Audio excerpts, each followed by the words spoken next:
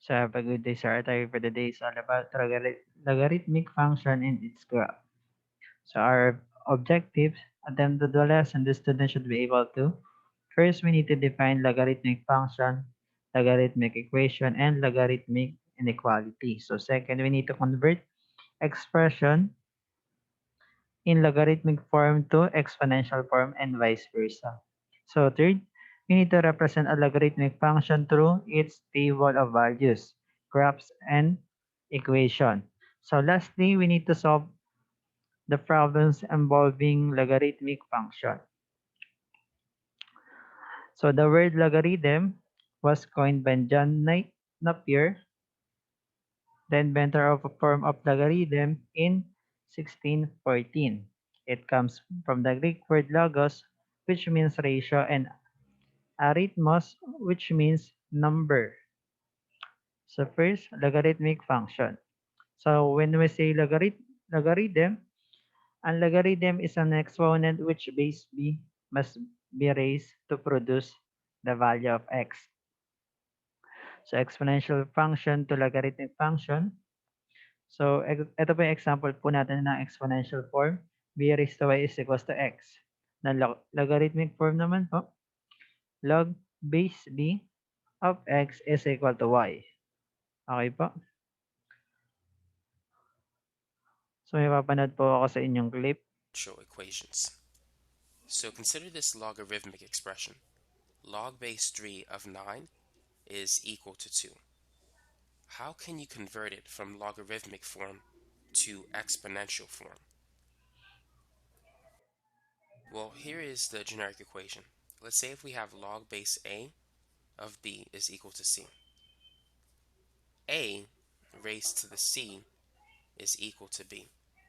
So this is the equivalent expression in exponential form. So likewise, 3 raised to the second power is equal to 9.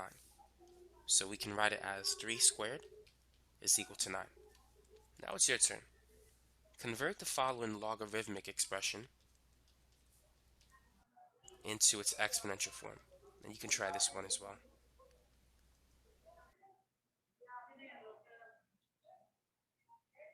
4 raised to the third power is equal to 64. So that's how you can write it in exponential form. 8 raised to the second power is equal to 64. And so we can write it like this. Now what about the reverse? Let's say if we have an equation in exponential form, convert it to logarithmic form. Try these 3 examples.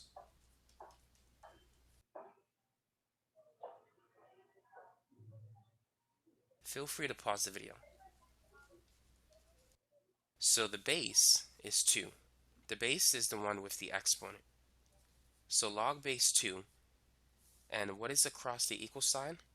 We'll go here, and the logarithmic function always equals the exponent. So to check it, you can see that 2 raised to the third power is equal to 8.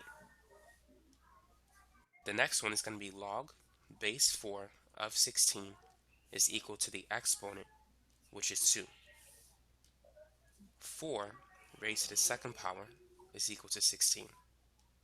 For the last one, log base 5, the base is the one with the exponent, of 125 is equal to the exponent of 3. So let's go back to our discussion. So exponential function to logarithmic function, down version says that the equation b raised to y is equal to x. In exponential form, can be converted into an equation in logarithmic form. Log base b of x is equal to y and vice versa.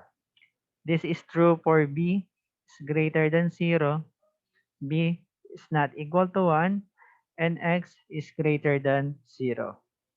So remember, in both the logarithmic and exponential form, b is the base, and the exponential form c is the exponent.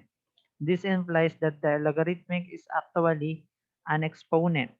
Hence, logarithmic and exponential function are inverse. So in the logarithmic form log base b of x cannot be negative. So the value of logarithmic base b of x can be negative. So first we need to convert exponential function to logarithmic function. So example number 1, na-discuss na po kanina, 5 raised to 3 is equals to 125. And so on so far. So unahin po muna natin yung number 1. So 5 raised to 3 is equals to 125 is equal to log base 5 of 125 is equal to 3. Then example number 2, 7 raised to negative 2 is equal to 1 over 49. So log base 7 of 1 over 49 is equal to negative 2. Okay? And so on so far. So additional information, common logarithm is the logarithm with base 10 and is usually written in log or log base 10. For example, we have log base 10 of 100, then log 20. Or log or logarithm of the quantity x minus 5. So next, the natural logarithm. So when we say natural logarithm is the logarithm with base e and is usually written in log base e or ln or in, pronounced as ln. Euler number e is a constant with approximate value of 2.71828. So sa ibang libro po, ginagamit na lang po nila is 2.718 na lang po. You can find e or Euler number in your scientific calculator. Ito po yung letter E po na malandi po sa scientific calculator po natin. So for example, we have log base E of 27. So ln or ln 44, then ln 9x. Okay? So logarithmic function, logarithmic equation, and logarithmic inequalities. So first, logarithmic function. An equation in form of f of x is equals to logarithmic or logarithm base b of x. So for example, we have f of x is equals to log base 3 of 2x. Then y is equals to log of x squared. So logarithmic equation, an equation involving logarithms. So for example, we have log base 2 of x is equal to negative 4. Another example po natin, log base 4 of 2x is equal to log base 4 of 10. Then next, logarithmic inequality. An inequality involving logarithms. So for example, we have log base 3 of x is less than or equal to 5. Another example, log base 4 of the quantity 3x plus 2 is less than log base 4 of the quantity x plus 5. So solving for logarithmic equation. So tips in solving logarithmic equation. So number 1, isolate the logarithmic term on one side of the equation, then rewrite into exponential form. So second, we need to apply the one-to-one property of logarithmic function. If log base b of x is equals to log base b of y, then x is equal to y. So next, we need to check the possible extraneous solution or the values of x that make the equation undefined. So for example, we need to solve for the following logarithmic equation. So number 1, log base 3 of x is equal to 5. So unahin po muna natin yung number 1. So step 1, we need to convert the logarithmic function to exponential function. So log base 3 of x is equal to 5. So logarithmic, ito exponential function po natin is equals to 3 raised to 5. is equal to x. So, mabilis na lang po natin ma-identify kung ano po yung value ng x po natin. So, we need to compute our calculator. 3 raised to 5 is equal to what? So, 3 raised to 5 is equal to 243. So, the value of x is equals to 243. Ayun po. So, step 2 pala yun. So, step 2, we need to solve for the value of x. So, 3 raised to 5 is equal to x. Ibig sabihin, times po natin ng 5 ulit sa sarili niya yung 3 po natin. So, 3 times 3 times 3 times 3 times 3 is equal to x. So, 3 raised to 5 is equals to 243. Okay po. So, the value of x is equal to 243. So, next example po natin. So, ulitin po natin yung step number 1. We need to convert logarithmic function to exponential function. So, log base 5 of the quantity x plus 8 is equal to 3. To exponential function po natin, which is 5 raised to 3 is equal to x plus 8. Okay po. Then, step number 2, we need to find the value of x. So, 5 raised to 3 is equal to, 5 raised to 3 rather, is equal to 125. Then, combine like terms, lipat po natin itong positive 8 sa kabila, magiging negative 8. So, 125 minus 8 is equals to 117. So, the value of x is equals to 117. So, example number 3. Logarithmic or log base 4 of 2x is equal to log base 4 of 10. So, step 1, we need to use the one-to-one property since the expression has the same base as 4.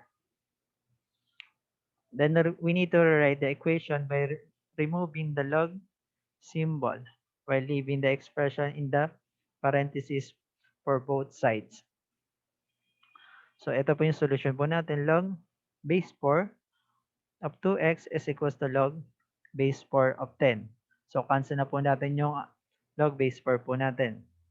So, matitira na lang po is 2x is equal to 10. So, next, we need to solve for the value of x. So, 2x is equals to 10. To find the value of x, by simply divided both sides by 2. So, divide both sides by 2. 2x divide 2, cancel po natin yung 2, x na lang po yung matitira. Then 10 divide 2 is equal to 5. So x is equal to y. So next, solving for logarithmic inequality. So properties of logarithmic inequalities for base greater than 1 or b is greater than 1. If log base b of x is greater than log base b of y, then x is greater than y. If log base b of x greater than y, then x greater than b raised to y. For base between 0 and 1, b is less than 0 but greater than, b is greater than 0 rather but less than 1. Logarithmic b of x is greater than logarithmic b of y, then x is less than y. If b logarithmic of x is greater than y rather, then x is less than b raised to y. So step in solving logarithmic inequalities. So step 1, we need to ensure that the logarithmic or logarithms are defined.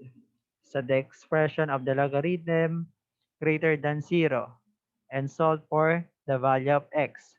So in step number 2, we need to solve for x in the given inequalities using the properties.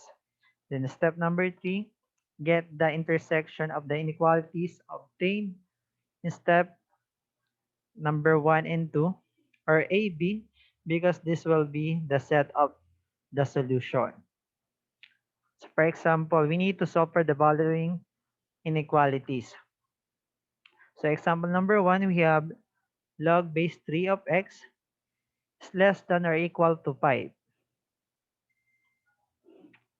So step 1, the set of expression of the logarithm greater than 0 and solve for the value of x. So x is greater than 0. So step 2, note for this step 2 using the property for base greater than 1. If log base b of x is greater than y, then x greater than b raised to y. We need to express the logarithmic inequalities into exponential inequality and solve for the value of x. So x is less than or equal to 3 raised to 5. So 3 raised to 5 po natin is equal to 243. So x is less than or equal to 243. Then x is greater than 0 but less than or equal to 243. Okay po, pag ganito po yung inequality po natin, kailangan po muna natin basahin yung nasa gitna bago po yung dalawang nasa gilid. Gitna muna, then the left and the right.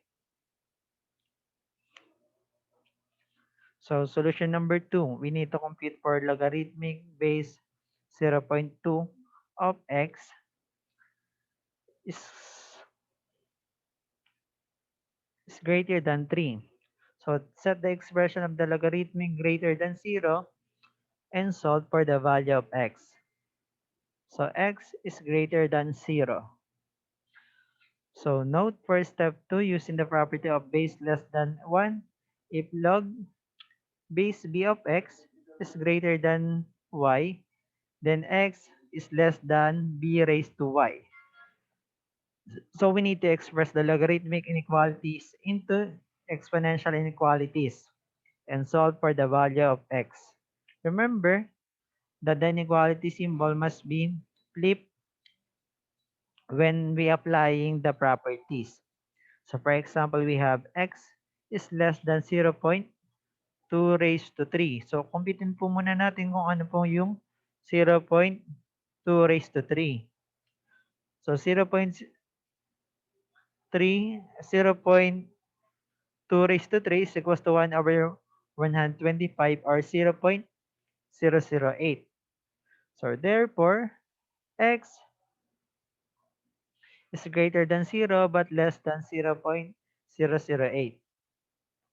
Okay, proceed po tayo. So solution number 3, logarithmic base or log 6 or log base 6 of the quantity x plus 8 is less than or equal to 2. So step number 1, we need to set the expression of the logarithmic greater than 0 and solve for the value of x. So x plus 8 po natin, ito po yun. Base po natin, then greater than 0. Then para makuha po natin kung ano po yung value ng x, lipat po natin itong positive 8 sa kabila, magiging negative 8 po. So x is greater than negative 8. Note, for step number 2, using the property for base greater than 1, logarithmic 6 or logarithmic base 6 of the quantity x plus 8 greater than or equal to 2 will become x plus 8 less than or equal to 6 raised to 2. After solving for x, the inequality is x is less than or equal to 28. So, balik po tayo sa pinaka-solution po natin. X plus 8 is less than or equal to 6 raised to 2. So, alam naman po natin na 6 raised to 2 is equals to 36. Tama? Okay po. So, magiging x plus 8 is less than or equal to 36. Then, kailangan po natin itong ilipat itong positive 8 sa kabila, magiging negative 8. So, pag nilipat po itong positive 8 sa kabila, magiging negative 8. Then, we need to subtract. 36 subtracted to 8 is equal to 28.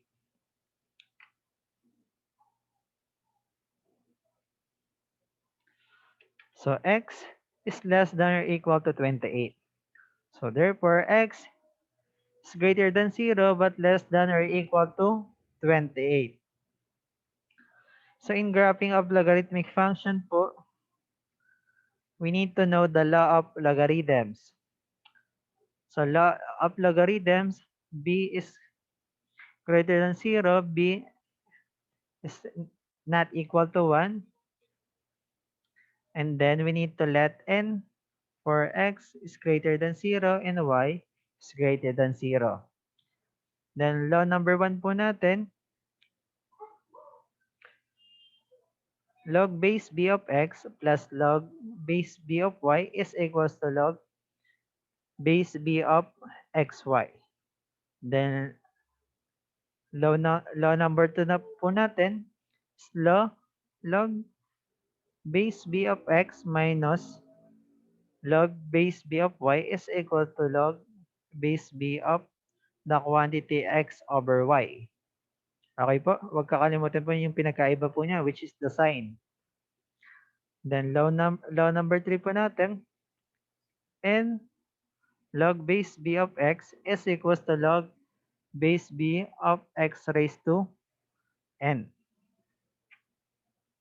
So next, we need to solve for the following logarithmic expression. So unahin po muna natin yung number 1. So given number 1, log base b of 8 plus log base 10, ay ulit log base 10 of 8 plus log base 10 of 5. So you use the law number 1, log base b of x plus log base b of y is equals to log base b of xy. Titignan po natin yung operation po natin para malaman po natin kung anong law yung gagamitin po natin. So log base 10 of 8 plus log base 10 of 5 is equals to log base 10 of 8 times 5. So 8 times 5 is equals to 40. So our final answer will be log base 10 of 40. So example number 2 po natin. So our given is equals to log base b of 5x plus log base b of 3x. So use the law number 1, log base b of x plus log base b of y is equals to log base b of xy.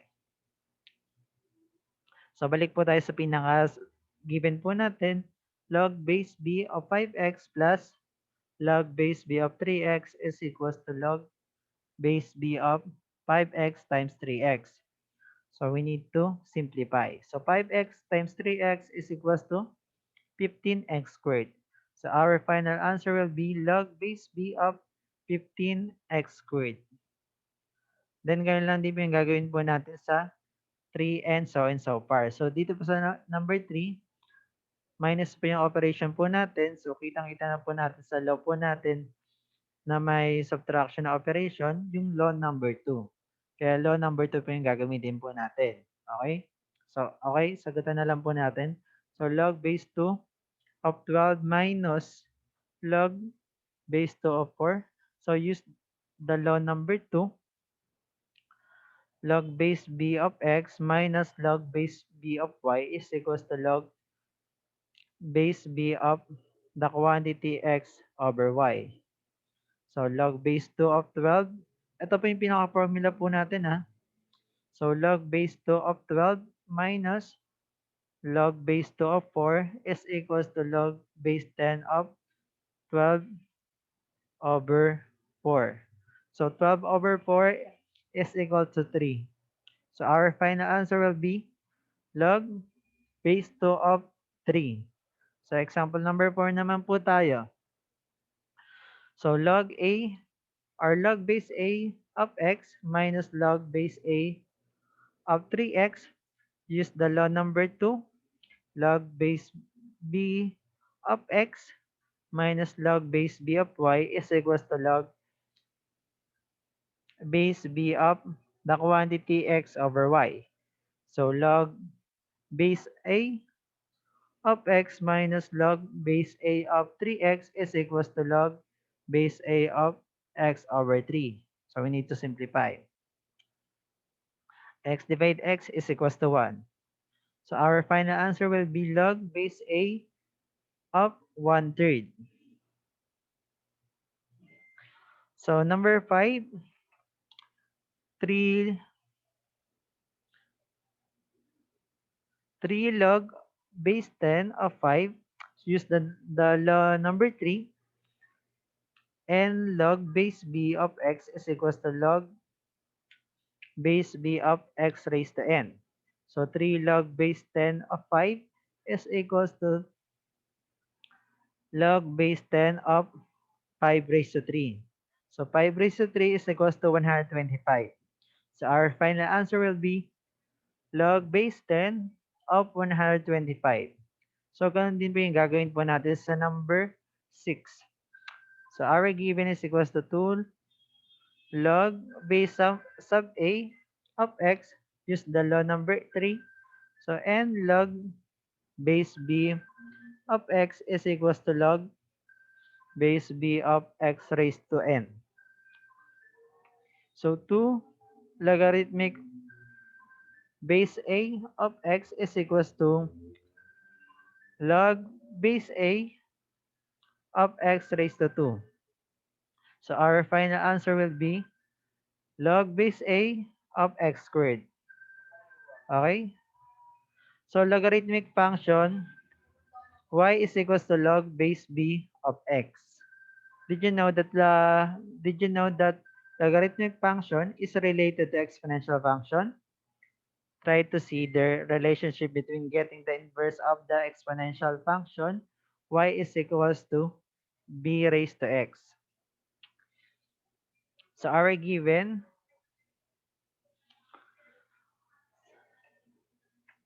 y is equals to b raised to x. So interchange the variable x is equals to b raised to y.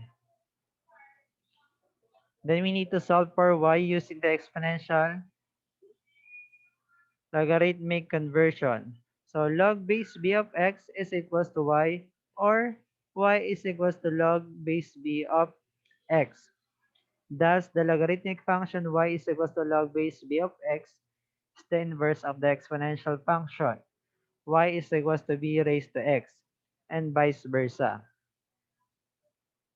So for example, we have f of x is equals to 2 raised to x. So the value of x, or the x values, is equals to negative 2, 0, 1, and 2. Okay po? So we need to solve for the value of x, of f of x. So we need to substitute the values of x to our fx, which is 2 raised to x.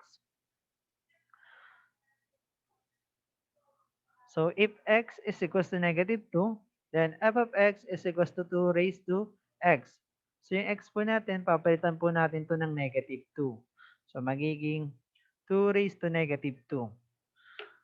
So 2 raised to negative 2 is equal to 1/4. So ganun lang din po yung gagawin po natin sa kasunod po niya. For example, we have x raised to x is equal to 0. So f of x is equals to 2 raised to x. So magiging, we need to substitute the value of x, which is 0. F of 0 is equals to 2 raised to 0. Diba? Alam naman po natin na any number or any variable raised to 0 is equal to 1. So 2 raised to 0 is equal to 1. So next, if x is equals to 1, f of x is equals to 2 raised to x, we need to substitute the value of x, which is 1. So f of 1 is equal to 2 raised to 1. Then f of 1 is equals to 2. Diba, alam naman po natin, any number raised to 1 is equal to the number itself, or any variable raised to 1 is equal to the number itself. Then, if x is equals to positive 2, f of x is equals to 2 raised to x. So we need to substitute the value of x, which is 2. f of 2 is equals to 2 raised to 2. So 2 raised to 2 is equal to 4. Then after po nun, gagawa na po tayo ng tinatawag po nating table of values. So f of x is equals to 2x or 2 raised to x rather. So the values of x is equals to negative 2, 0, 1, and 2. And the values of f of x is equals to 1/4, 1, 2, and 4. So after po natin ilagay yun sa table of values, tsaka na po tayo mag-graph. So graph of function, f of x is equals to 2x. So ito po yung graph po natin. Okay? So logarithmic function f of x is equals to log base 2 of x is equals to x is equal to 1/4, 1, 2, and 4. So tulad ng ginawa po natin kanina, we need to substitute for the value of x. So solve for f of x. If x is equals to 1/4, so f of x is equals to log base 2 of x. First, we need to convert the logarithmic function into exponential form. So ito pong log base 2 of x is equals to x is equal to 2 raised to fx. Okay po? Then 1/4 is equals to 2 raised to fx. Okay? Then, tsaka po natin kukunin yung f of x po natin. So, f of x is equals to negative 2. So, ganun din po yung gagawin po natin sa pangalawa. So, if x is equals to 1, f of x is equals to logarithmic base 2 of x. We need to convert the logarithmic function into exponential form. So, x is equals to 2 raised to f of x. So, next, we need to substitute for the value of x. So, 1 is equal to 2 raised to f of x. Then, f of x is equal to 0. Okay po? So, and so far. So, after po natin makuha lahat, proceed na po tayo sa tinatawag po nating table of values. So, f of x is equal to log base 2 of x. So, x values po natin 1/4, 1, 2, and 4. So, the value of f of x is equal to negative 2, 0, 1, and positive 2. So, after po natin makuha yung table, yung values ng x po natin and f of x po natin, tsaka po tayo mag-table of values. Then, proceed po tayo sa pinaka-graph po natin. So, graph of a function, f of x is equals to log base 2 of x. Ito na po yun. So, table of values, if f of x is equals to 2 raised to x, ito po yung makukuha po natin. If f of x is equals to log base 2 of x, ito po yung makukuha po natin. Okay po? Ano po napapansin ninyo? Di ba parang pinagbaliktad lang po yung x values po natin tapos f of x po natin. Ganon din po yung sa logarithmic function po natin tapos exponential function po natin. Magkabaliktad lang po sila. Okay? So, dito po nakikita po natin ng negative 2, 0, 1, and 2 yung value ng x po natin. So, dito naman po, napunta na siya sa f of x, which is negative 2, 0, 1, and 2. Then, dito naman po, f of x is equals to 1/4, 1, 2, and 4. Then, dito naman po, napunta siya sa values ng x po natin. So, x is equals to 1 over 4, 1, 2, and 4. So, ito po yung graph po natin. Graph of both function. So, characteristic of the graph of logarithmic function y is equals to log base b of x. So, 1, the x-intercept is 1. There is no y-intercept. The y-axis is a vertical asymptote. Domain is all positive real numbers. Range is all real numbers. If b is greater than 1, the function is increasing. Then if b is greater than 0 but less than 1, the function is decreasing. Ito po. Increasing logarithmic function, ito po yung graph po natin. Then decreasing logarithmic function, ito naman po yung graph po natin. So example number 2, we need to sketch the graph of y is equals to log base of 1/2 of x.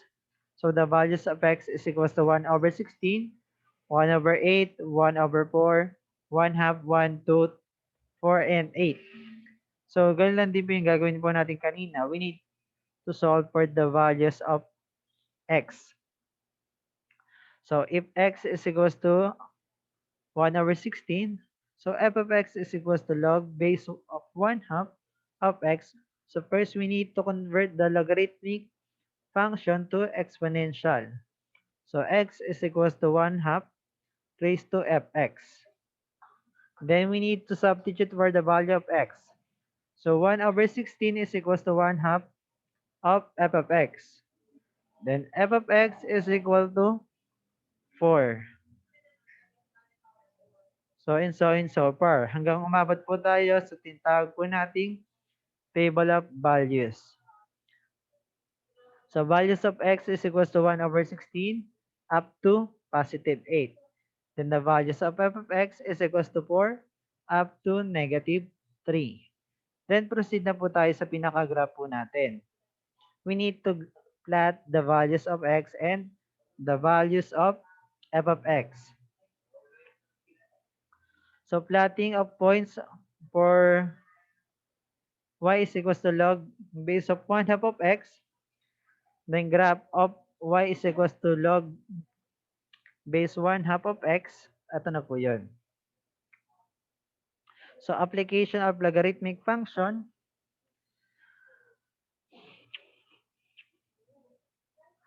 Determining the pH level of the solution.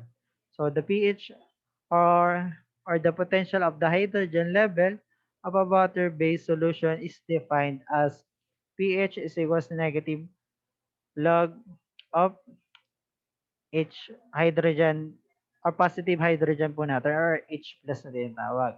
Where H plus is the concentration of hydrogen ions in molecules on moles per liter. So solution are acidic if their pH is less than 7, and then are basic if their pH is more than 7. So ito na po yun. The pH scale from 0 to 14. Okay?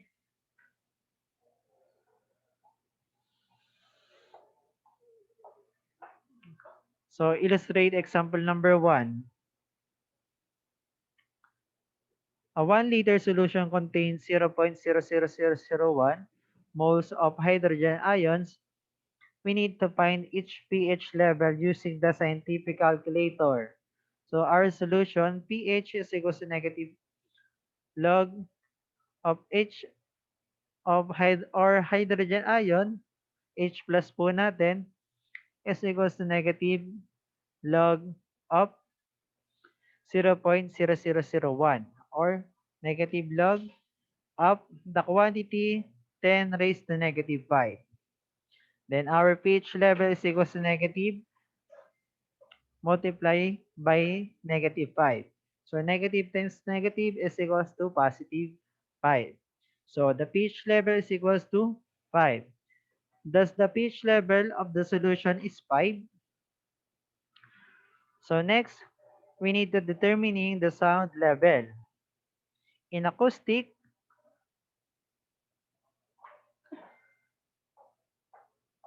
the VB level of the sound is D is equals to 10 log of the quantity I over 10 raised to negative 12, where I is the sound intensity in watts per meter squared. So 10 raised to negative 12 is less audible sound a human car here. So, ito po yung pinaka table po natin. So, example number 2, we need to illustrate example number 2 rather. So, a certain sound wave has an intensity of 10 raised to negative 5 watts per meter squared. So, we need to find the corresponding decibel value. Use the scientific calculator. So, D is equals to 10 log of the quantity I over 10 raised to negative 12. Thus, the pH level of the solution is 5. So, is equal to 10 log of the quantity 10 raised to negative 5. Sinabstitute lang po natin yung pH level po natin over 10 raised to negative 12. So, D is equals to 70 dB. Okay?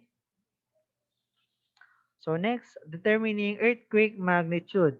So, umabot na tayo ng science ha.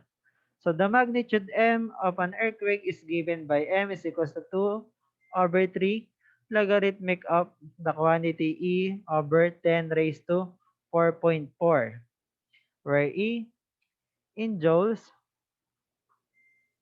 energy released by the earthquake. Then 10 raised to 4.4 is the energy released by a very small reference earthquake. So, ito po yung Richter scale po natin. So, measure the energy waves emitted by earthquake. 0 to 1.9 can be detected only by self-monograph. Self-monograph or seismograph. So, 2 to 2.9, hanging object may swing up to 9 and over. Ibig sabihin, pag sobrang lakas na po ng intensity po natin, maaari na pong magkaroon ng malaking pagkasira. Near total destruction waves moving through the earth visible with naked eye. Ibig sabihin, makikita na po natin kung ano po yung mga napinsala ng lindol. So suppose that an earthquake release approximate value 10 raised to 12 joules of energy. What is the magnitude of Richter scale? So use scientific calculator. So our solution M is equals to 2 over 3 log of the quantity E over 10 raised to 4.4. Thus the earthquake has a magnitude of 5.07. Okay? So we need to substitute the value of E. So E po natin is equals to 10 raised to 12. Ito na po siya. Ito po.